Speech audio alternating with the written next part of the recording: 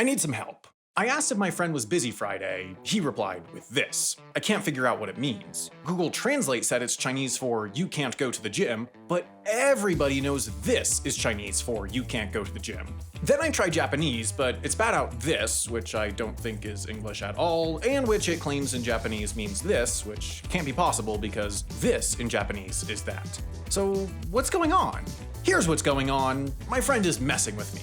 Because these 12 kanji characters mean nothing at all. Also, he didn't want to hang out on Friday. Luckily, that left me with time to investigate. How did these 12 characters manage to break into the Japanese language without having any use or meaning? Where did they come from? And if everyone, even Sam from HAI, knows they don't mean anything, how are they still around? The answer boils down to the way Japanese characters got put into Unicode. But to understand that, we need to cover what Japanese characters exist in the first place.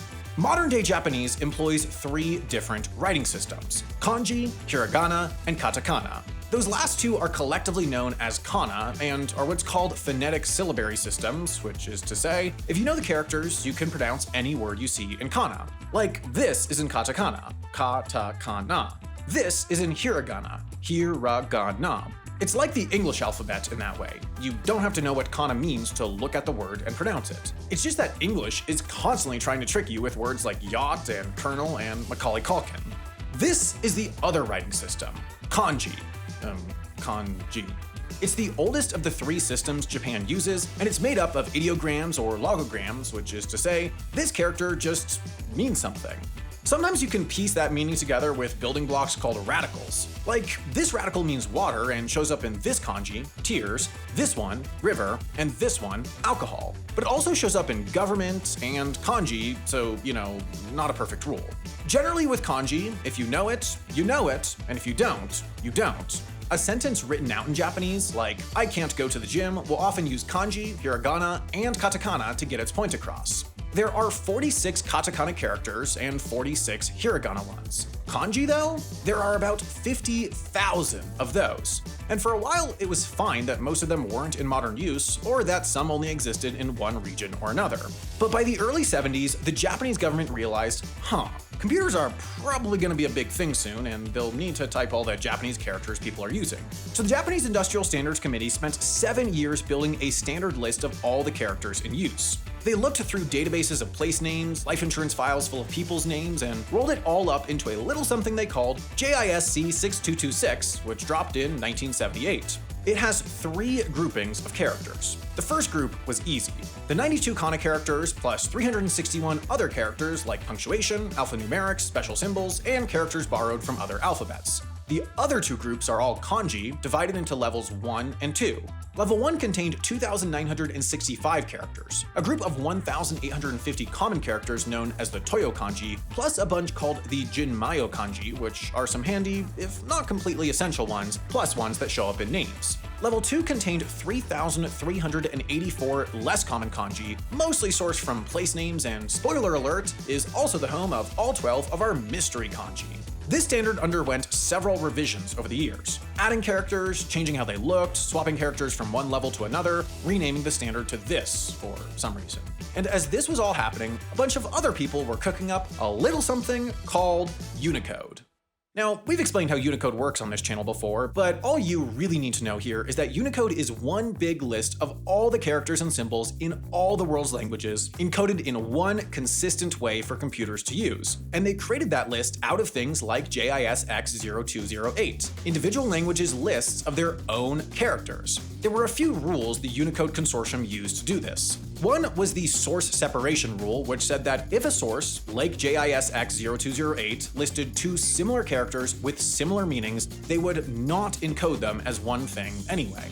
Instead, they would trust the source and leave them separate. See, Unicode wasn't in the business of reinventing Japanese or any other language. It was just there to make written language simpler for computers. So if there was a mistake in Japan's character list, and there were many, Unicode didn't take it upon themselves to find or fix it. They trusted the source.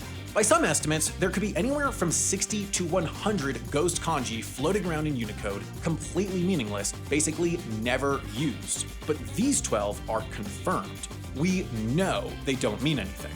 But we also know where most of them come from thanks to a full-scale investigation the JISC launched in 1997 after they realized the nothing burgers were there. They interviewed the people who cataloged the characters in the first place and pored over the original sources trying to find where the ghosts came from. I can't overstate how much of a pain this must have been.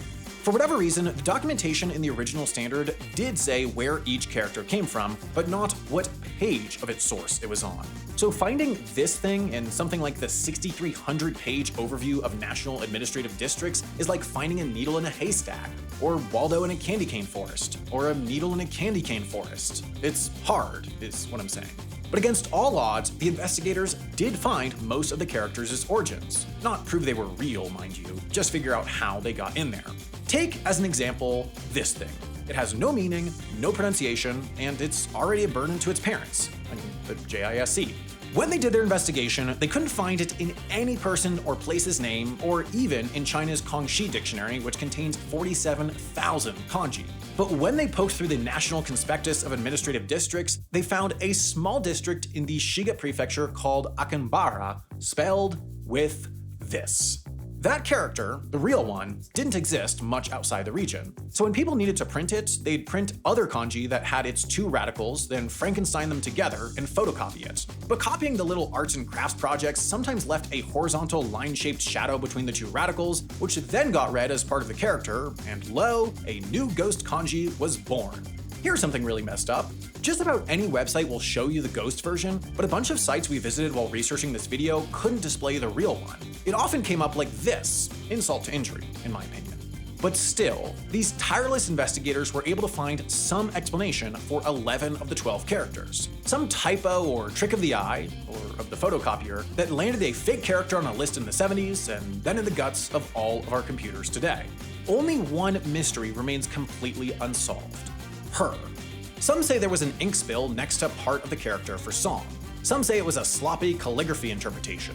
Some say someone wrote the word JoJo vertically on a window and then a worm landed next to it, and then someone took a picture of all that from outside the window so it looks backwards. Okay, that last one's only me, but it's plausible, right? But Sam, you ask me, what are these posers still doing in Unicode? That answer is simple. Unicode doesn't remove characters. Unicode grows, new emojis and stuff get encodings, but nothing ever gets removed. It's policy. The idea is that everything that's ever been written on a computer should always and forever be displayable on a computer. Think about it. If Unicode had gotten rid of the encoding for that mystery kanji, my editors couldn't type it here and show it to you. They'd have to draw it from scratch, and they hate that. So in order to not mess with anything that came before, Unicode has a blanket rule that they don't delete characters. They do, however, deprecate them, which just means discouraging people from using them while still leaving them there forever, which is pretty passive-aggressive if you ask me, but you didn't. So breathe easy. These 12 characters may never mean something, but they'll always be in Unicode. So go forth, confuse your friends, baffle Google Translate, or keep ignoring them like you have your whole life. That's cool too, I'm not here to judge. What I am here to do is tell you about this video sponsor, Brilliant.org. Befuddled by math, flummoxed by physics, perturbed by Python? Same. Luckily, Brilliant.org is the best, most fun way to learn new math and science concepts, whether you see yourself as a quote-unquote numbers person or not. Their lessons are super visual, interactive, and plain interesting. They take the topics that freaked me out in school and turn them into something digestible, even enjoyable to learn in bite-sized chunks whenever I've got the time. And they're adding new courses all the time. For example, they just added one that uses the principles of probability to teach you how a tweet goes viral, or how to spot a bot. This is actually one of the main things I love about their lessons. They really help me grasp the mathy, computery, sciencey principles behind the stuff I interact with every day. So if that sounds cool to you, and it should, try everything Brilliant has to offer for free for a full 30 days. You can visit brilliant.org/halfasinteresting right now, or click on the link in the description. You'll also get 20% off an annual premium subscription if you do, so get on it.